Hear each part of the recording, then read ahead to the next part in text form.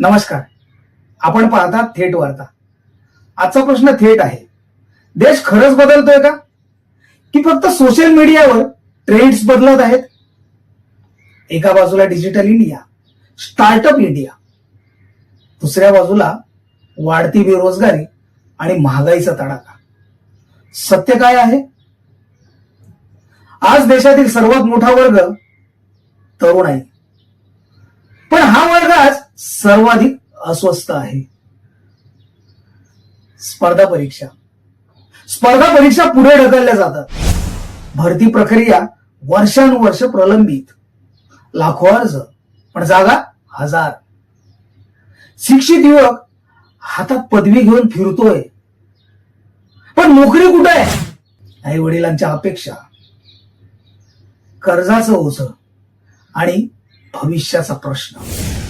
Gas cylinder, petrol, डाळी, भाजीपाला, सर्वच गोष्टींचे दर वाढलेत.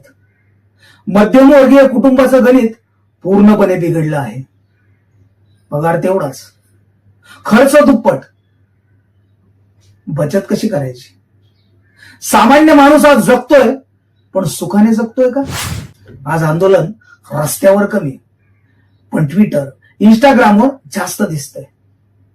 एका हॅशटॅगने सरकार हादरतं, एका व्हिडिओने नेते अडचणीत येतात. पण प्रश्न आहे, हे ट्रेंड्स खरोखर बदल घडवतात का, की 2 दिवसात विसरले जातात? निवडणुका जवळ आल्या की घोषणा वाढतात, आश्वासनांचा पाऊस पडतो. पण निवडणुकानंतर काय? विरोधक आरोप करतात, सत्ताधारी स्पष्टीकरण देतात, आणि सामान्य माणूस तो फक्त पाहत राहतो. देशात क्षमता आहे, तरुणाईत ताकद आहे, पण गरज आहे पारदर्शकतेची, ठोस निर्णयाची आणि जबाबदारीची. फक्त ट्रेंड्सने देश बदलत नाही, तर निर्णयाने बदलतो. आपलं मत काय आहे? देश योग्य दिशेने चाललाय का? कमेंटमध्ये नक्की लिहा. आणि अशाच सखोल विश्लेषणासाठी थेट वार्ताला सबस्क्राईब करा. मी आहे राजेंद्र शेंडे. भेटूया पुढच्या रिपोर्टमध्ये.